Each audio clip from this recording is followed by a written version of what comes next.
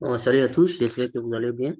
Alors, dans cette vidéo, nous allons continuer notre cours de mathématiques niveau terminal.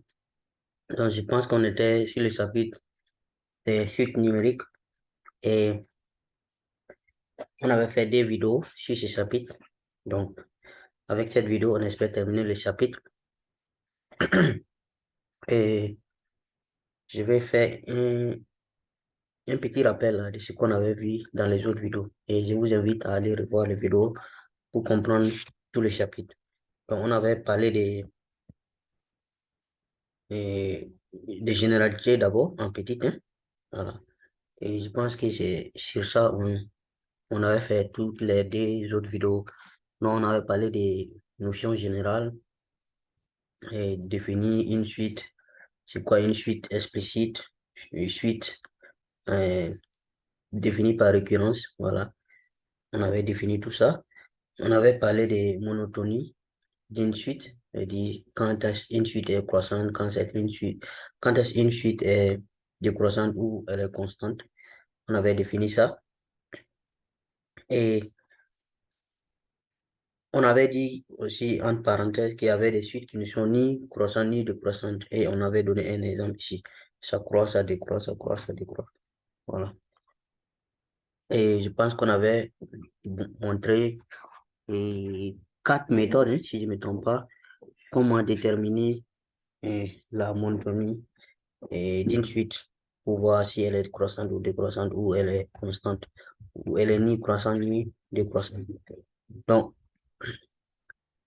première méthode, c'était ça. Deuxième méthode, troisième méthode et quatrième méthode. Donc, il faut revoir la première vidéo sur la suite, sur le chapitre pour réviser ces méthodes-là. Voilà. Donc, je pense que dans la première vidéo, c'était sur ça, on s'était arrêté. Donc, après ça, on a fait une deuxième vidéo. On a parlé des suites majorées, minorées et bornées. Donc, on a donné la définition, la signification d'une suite minorée, d'une suite majorée et d'une suite bornée. Donc, je vous invite à revoir la deuxième vidéo sur le chapitre là pour se rappeler de ça aussi. Voilà. Après, on a parlé des suites périodiques. Les suites périodiques, on a défini et on a fait, je pense qu'on avait terminé par représentation graphique. Donc, les deux cas possibles pour une suite explicite et pour une suite de récurrence. Voilà, représentation graphique. Voilà, je pense que j'avais expliqué euh, cette figure-là. Il faut revoir la vidéo, deuxième vidéo pour comprendre, pour se rappeler de ça. Et on avait fait, je pense qu'on avait terminé, oui, par les limites d'une suite. Et je pense que c'est sur ça, on s'était arrêté sur là, avec la deuxième vidéo. Donc là, la troisième vidéo, sur ce chapitre, donc, on va parler du deuxième point, qui est suite arithmétique et suite géométrique. Donc, deux types de suites qu'on va voir. Donc, le premier point, petit 1 là, voilà, était vraiment truc du général, quoi. Voilà. Pour tout suite que vous allez prendre. Et donc, si on parle d'abord de suite arithmétique, c'est quoi une suite arithmétique? On va donner une définition d'abord. Donc, si on prend une suite, euh, UN, tout n supérieur à n0, la suite numérique, une suite numérique là, qui est définie par ça, on dit que la suite, elle est arithmétique si il existe un réel R, tel que pour tout n qui est supérieur à n0 là, un plus 1 égale à un plus R. Donc vous avez compris, pour faire un pas, on ajoute un réel qu'on a appelé ici R. Donc à chaque fois, si vous êtes à U1, si vous voulez U2, vous faites plus R. Si vous êtes à U2, vous voulez U3, vous faites plus R. Et ainsi de suite. Donc, le R là, le petit R ici là, s'appelle la raison de la suite. Donc, la raison de progression. Non. quelles sont les propriétés qui sont liées à cette suite-là, ce genre de suite. Et une suite arithmétique de raison R, si on prend, et quel que soit P et puis N, si on prend UN, on peut dire que c'est égal à UP plus N moins P R. Et là, on s'en fout que N ou P soit plus petit ou plus grand. C'est-à-dire que P soit plus petit que N ou N soit plus petit que P, c'est pas un problème. Il suffit de faire seulement et d'appliquer la formule. Parce que si, par exemple, N est plus petit que P, vous allez voir qu'il y aura un moins ici. Et ça va faire une soustraction de la raison. Et ça marche aussi. Maintenant, si N est plus grand que P, vous allez voir que ça va augmenter. Celui-là, ce qui est en parenthèse, là, sera positif. Donc, cette formule-là, elle tient, quelles qu'en soient les valeurs. Donc, vous pouvez passer de I200 à I2, par exemple. Vous voyez? Vous pouvez passer de I1 jusqu'à I1000, si vous voulez. Il suffit juste d'appliquer cette formule-là et ça marche à tous les coups. Donc, voici un cas qui est particulier ici. On prend UN égale à U0 plus N par R. C'est-à-dire que les P là, on applique les P égale à 0. Donc, on a remplacé UP ici par U0. Donc, on a remplacé P ici par 0. Donc, c'est ça qui fait que c'est N par R. Donc, voici une formule que vous pouvez utiliser ces formules-là dans les exercices. Donc, ça, c'est N doit être supérieur ou égal à 0. Hein. Voilà, pour que ça marche. OK? Donc, là, on prend UN égale à, et UN égale à UN plus, c'est-à-dire, là, on a juste remplacé les P là, par 1. Vous voyez? Donc, on remplace ici les P par 1. Ça fait N moins 1. Donc, ça, c'est des cas spécifiques particuliers. Donc, N doit être supérieur ou égal à 1. OK, deuxième propriété, le UN est strictement, je sais pas D ici, c'est strictement croissant, respectivement strictement décroissante si la raison est positive ou si la raison est négative. Donc ça, c'est vraiment simple. On a vu croissance et monotomie d'une suite, non? Je viens de rappeler ça. Donc, pour les suites arithmétiques, là, il faut juste les juger avec les raisons. Si la raison, là, elle est positive, la suite, elle est croissante. Si la raison est négative, la suite, elle est décroissante. Hmm? Voilà. Troisième propriété, donc si on prend encore P et puis N, mais cette fois-ci, N est supérieur à P. C'est pas la même chose que la première propriété là. Vous voyez, non? Voilà. En ce moment, on peut poser cette formule-là. De P, puisque P est plus petit, non? Voilà. De P, par exemple, si vous avez U3 jusqu'à U20, par exemple, vous voulez la somme de ça. De IP, puis P plus 1, P plus 2 jusqu'à UN. Je viens de prendre un exemple de U1, de U3 par exemple jusqu'à U20. Un exercice peut vous demander de donner la somme de ces termes-là. Donc, il faut utiliser ça. En ce moment, votre N sera 20, non? J'ai dit 3 et 20, non? Voilà. Et votre P sera 3. Il suffit juste de remplacer. Et vous avez la somme de ces premiers termes-là, de ces termes-là. Voici des cas particuliers. Donc, ici, notre P là, c'est 0. C'est I0. Oui, on a juste remplacé. Donc, vous remplacez P par 0. Ça va rester N plus 1. C'est ça qui est là. Voilà. P par 0. IP, 0. C'est simple. Et là, on a un autre.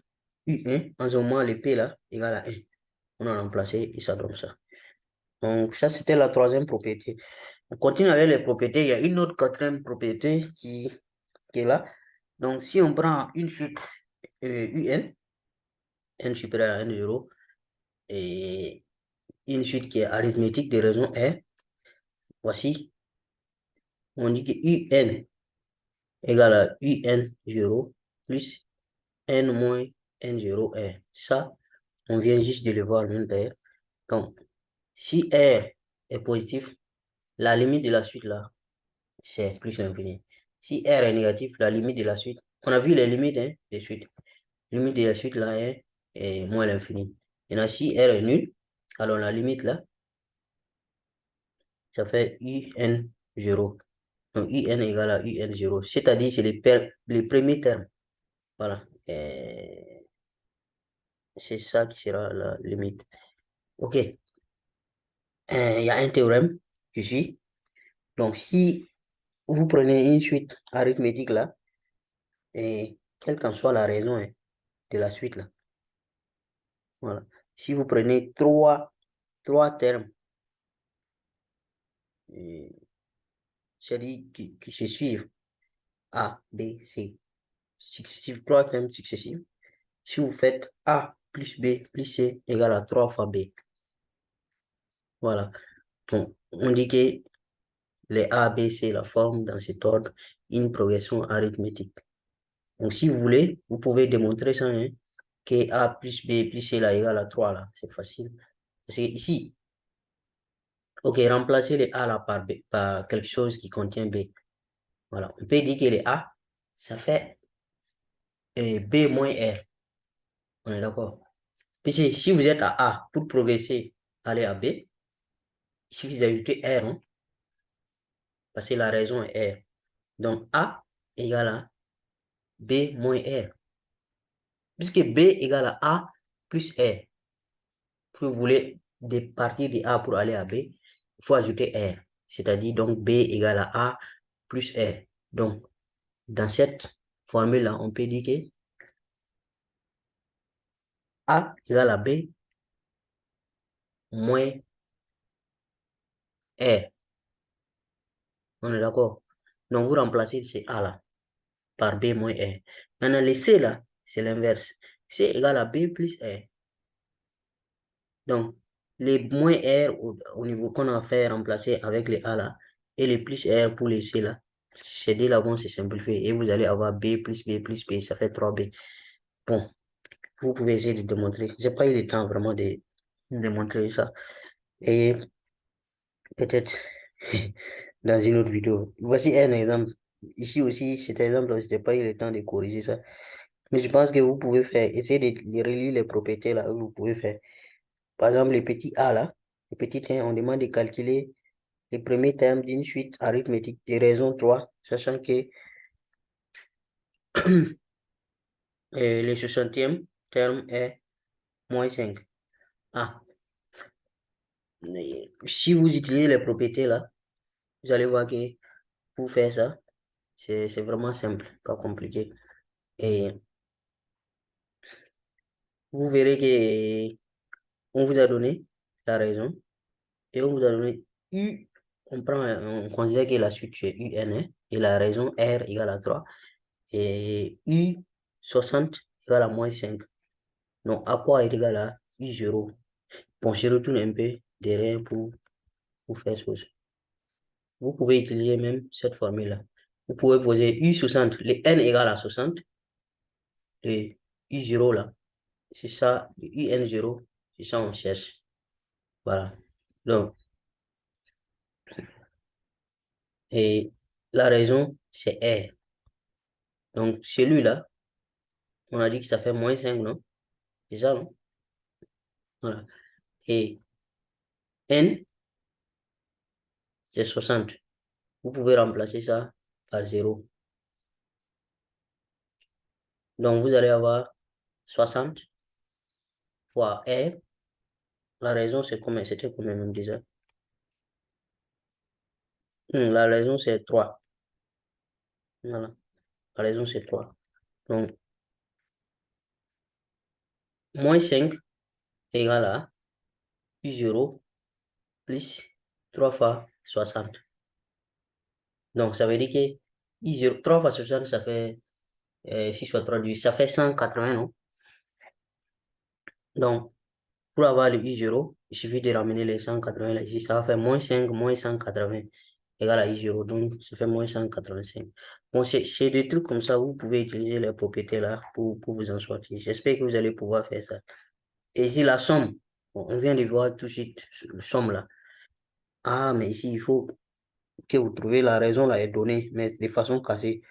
Naturel impair. Les entiers naturels qui sont impairs là, ça commence par combien? Le premier, c'est 1, le deuxième, c'est 3, le troisième, c'est 5, 7, 9. Donc, qu'est-ce que vous remarquez? À chaque fois, c'est plus de vous faites. Premier 1, 1 plus 2, ça fait 3. Plus 2, ça fait 5. Plus 2, ça fait 7. Plus 2, ça fait 9. Donc, la raison là, les entiers impairs là, c'est comme une suite arithmétique des raisons R. Des raisons R égale à 2. Donc, à chaque fois, il faut faire plus de plus de. Donc, avec ça, vous pouvez trouver et, la somme là et facilement. La somme des 100 premiers. Somme des 100 premiers. Non, avec les propriétés qu'on vient, je retourne un peu derrière. Avec les propriétés qu'on vient de donner là. D'accord. Voilà.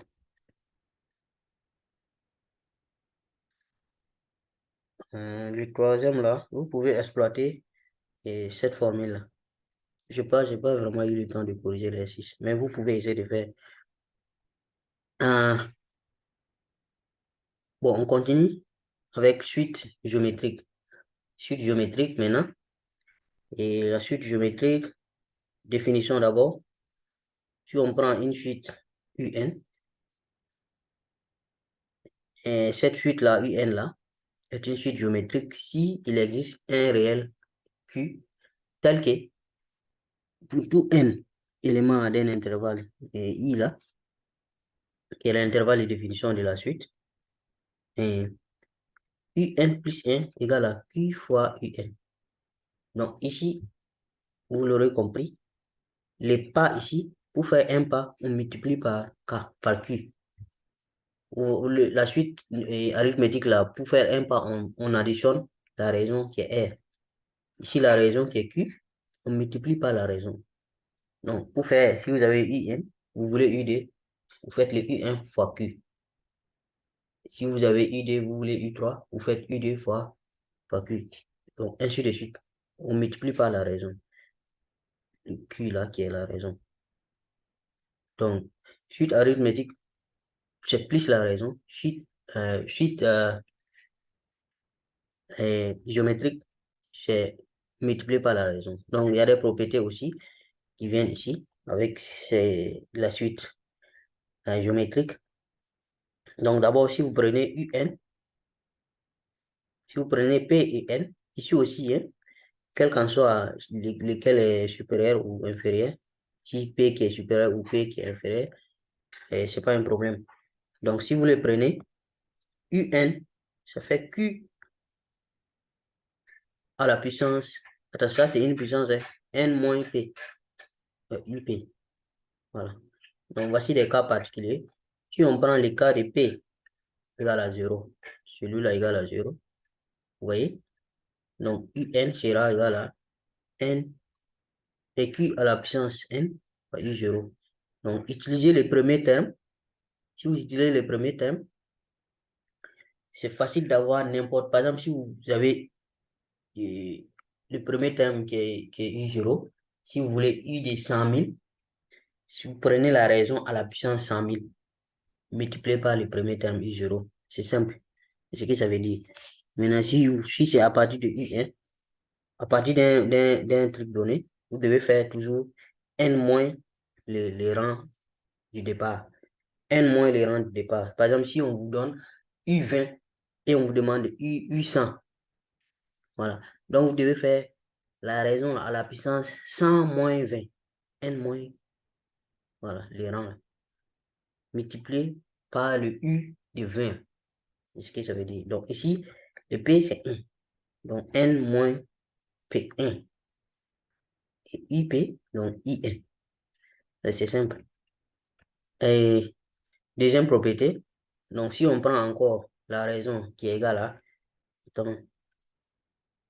Ah oui, c'est la deuxième propriété. Si on prend Q, 1, la raison est 1. On est d'accord.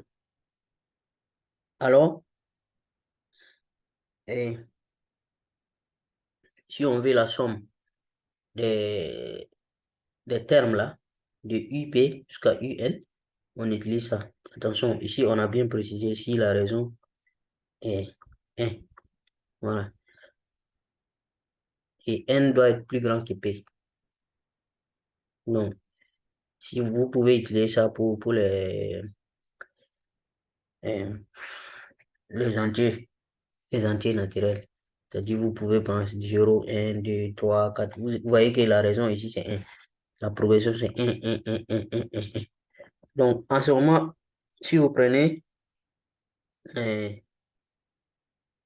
par exemple, à partir de 5 jusqu'à jusqu'à 20, par exemple, de 5 jusqu'à 20, voilà. Donc, si vous additionnez, ça fait quoi? 5, 6, 7, 8, j'ai dit, si vous additionnez ça, il suffit de prendre ici 5 jusqu'à 20. Le dernier, c'est 20, non? Donc, c'est ça qui est N là, et 20. Maintenant, les 5, vous les mettez ici, plus 1. Et la raison, c'est le IP, P étant 5, c'est ça ce qui est I5. OK. Donc, c'est l'explication là, qui est là, comme ça.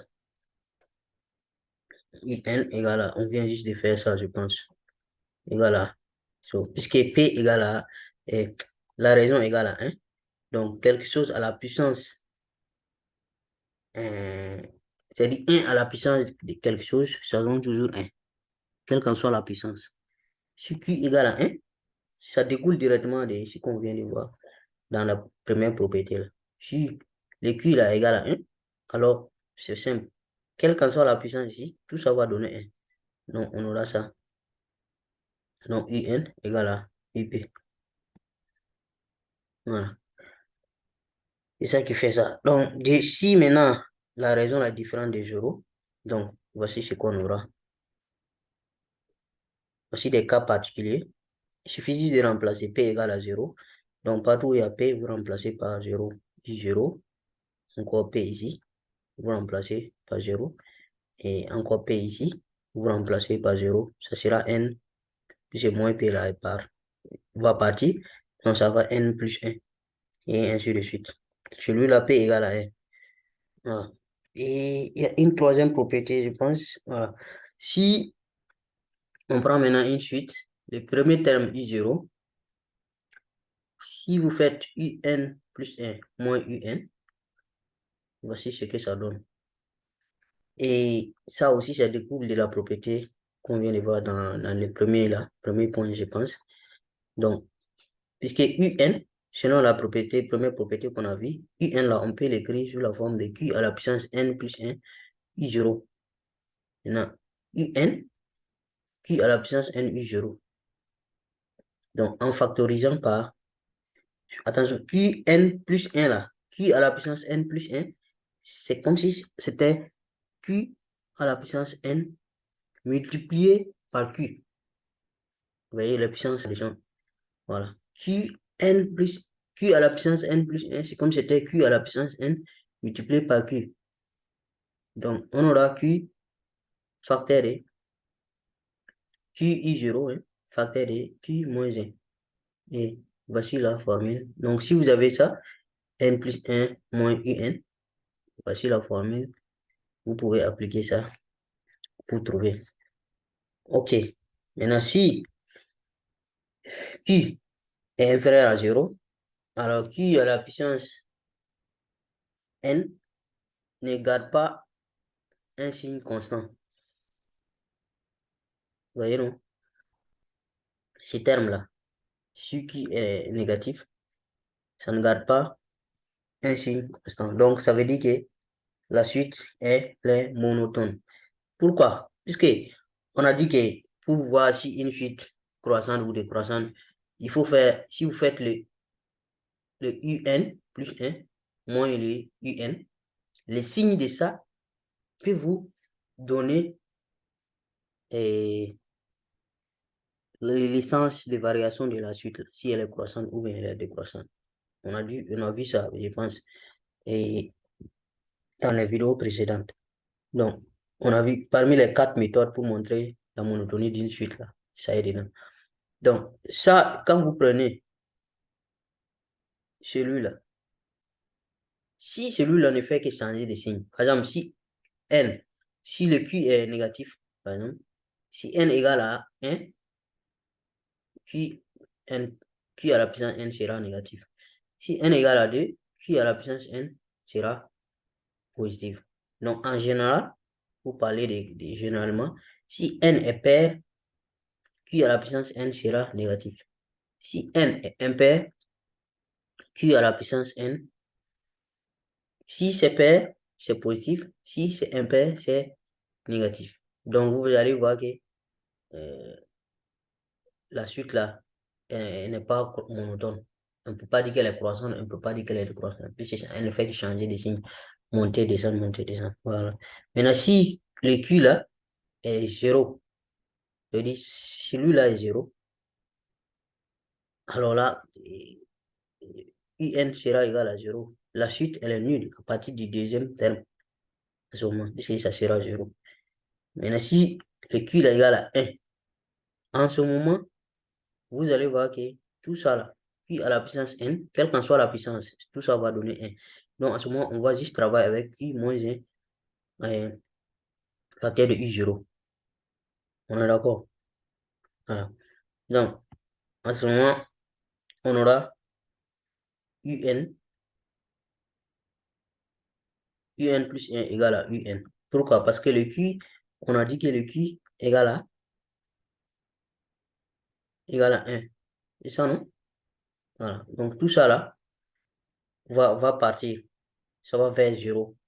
Donc, si tout ça là vers 0, et 0 multiplié par I0, ça va faire 0, non? On est d'accord.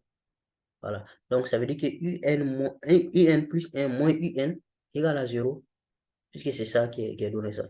Donc, si UN plus 1 moins UN égale à 0, ça veut dire que la suite, elle est constante. Ça veut dire que les deux là ont la même valeur. Donc, ça veut dire que la suite, elle est constante.